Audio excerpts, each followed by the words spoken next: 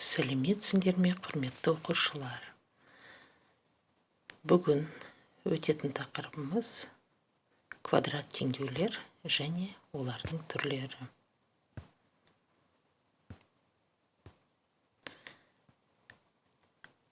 Квадрат теңдеу дегеніміз не? Ax квадрат плюс bx плюс c тең 0 түріндегі теңдеулерді квадрат теңдеу деп атайды. Мұндағы a, v және c берілген сандар. Ax квадрат плюс bx плюс c тең 0. Бұл квадрат теңдеудің жалпы түрі. Мұндағы a бірінші коэффициент, b екінші коэффициент, c бос мүше деп аталады. Квадрат теңдеудің мынандай түрлері бар. Толық квадрат теңдеу, толымсыз квадрат теңдеу.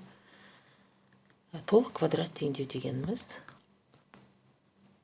a нөлден өзгеше, b нөлден өзгеше және c нөлден өзгеше болғандағы. Толымсыз квадрат теңдеу дегеніміз a нөлден өзгеше, v мен c нөлге тең болған жағдай. Және келтірілген квадрат теңдеу дегеніміз a бірге тең, v мен c нөлден өзгеше болатын теңдеулер. Төменгі жағында осы теңдеудің түрлеріне бірнеше мысалдар көрсетілген. Сендерге оқушылар әртүрлі тапсырмалар берілуде. Осы тапсырмалардың артық теңдеуін табу керек. Қайсысы артық? Яғни квадрат теңдеуге жатпайтын теңдеу қайсысы?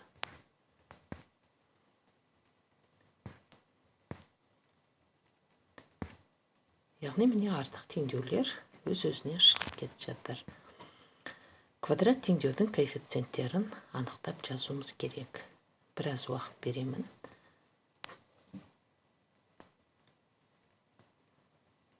Ал болсаңыздар, салыстырып көрейік. Берілген коэффициенттер арқылы квадрат теңдеу құрастыру керек.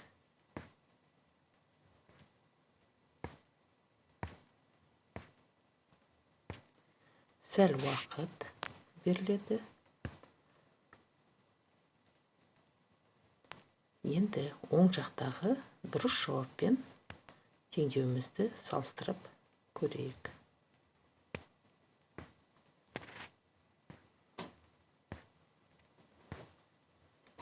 Дұрыс, балалар. Келесі тапсырма. Толымсыз квадрат теңдеулерді қалай шешеміз? Толымсыз квадрат теңдеулер дегеніміз не жалпы? Толымсыз квадрат теңдеулердің үш түрі болады. Бірінші жағдайда, егер v нөлге тең болса, онда біздің квадрат теңдеуіміз ax квадрат плюс c тең 0 түріне келеді. Егер c нөлге тең болса, онда теңдеуіміз ax квадрат плюс bx тең 0 түріне келеді.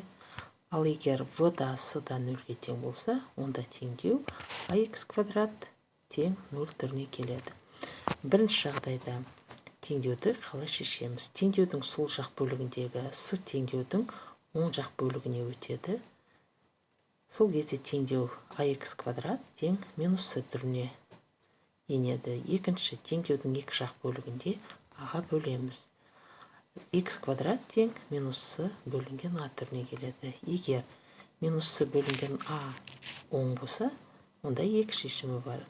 Ал егер де минус c бөлінген a теріс болса, нөлден кіші болса, онда шешімі жоқ.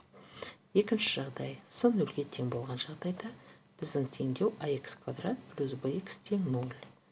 Шешу тәсілі, сол жақ бөлігіндегі x жақша сыртына шығарамыз. X жақшы ішінде ax плюс b тең 0. Берілген теңдеуден екі теңдеу алынады. X тең 0 және ax плюс b тең 0. Теңдеудің екі шешімі табылады. Бірінші шешімі x тең 0, екінші шешімі x тең минус v бөлінген a. V және c нөлге тең болған жағдайда ax квадрат тең 0. Шешу тәсілі, теңдеудің екі жақ бөлігінде a-ға бөлеміз. Сол кезде x квадрат тең 0 деген теңдеу алынады. Өзара тең екі шешім бар. Яғни x1-де, x2-де 0-ге тең. Яғни міне толымсыз квадрат теңдеулерді шешудің осындай тәсілдері бар екен. Квадрат теңдеулердің түрлерін анықтаңдар. Сәл уақыт беріледі.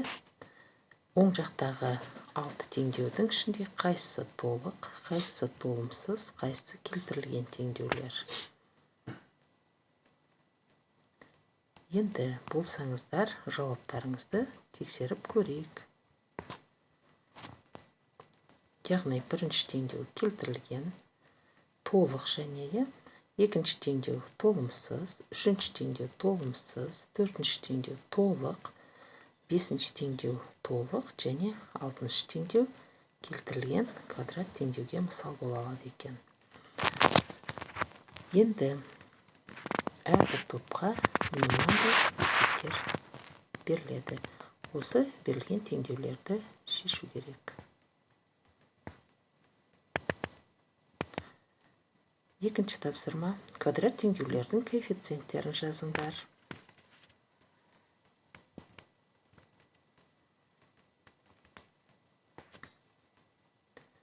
Өз жауаптарыңды мына жауаптармен салыстырып көріңдер.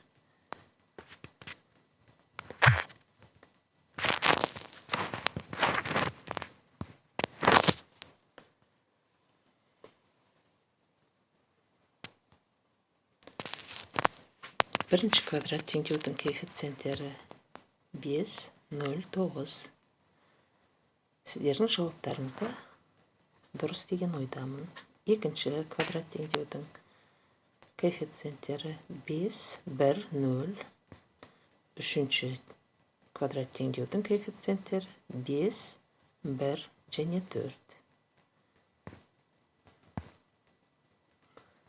Келесі есеп m-нің қандай мәнінде теңдеу толымсыз квадрат теңдеуге айналады. Толымсыз квадрат теңдеу. Толымсыз квадрат теңдеу болу үшін бізде v немесе s 0-ге тең болу керек. Олай болса біз екінші коэффициент және бос мүшені 0-ге теңестіру арқылы табамыз. Екінші жағдайда да дәл осындай тапсырма.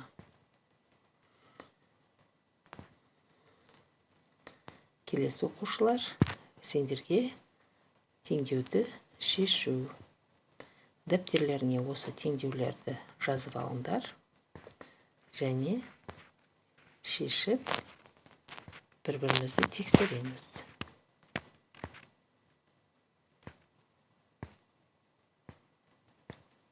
Теңдеудің әр түрі беріліп тұр сендерге. Мына теңдеуді квадрат теңдеуге айландыру. Яғни ең бірінші жақшаларды ашамыз. Ұқсас қосылғыштарды біріктіреміз. Квадрат теңдеу шығады. Сол квадрат теңдеуді шешеміз. Бұл жағдайда да қысқаша көбейту формуласын қолдану арқылы квадрат теңдеуге келтіріп шешу.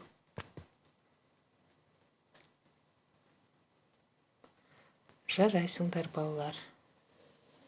Бүгінгі сабағымыз осымен аяқталды. Қош сау болыңыздар. Келесі сабақта кездескенше.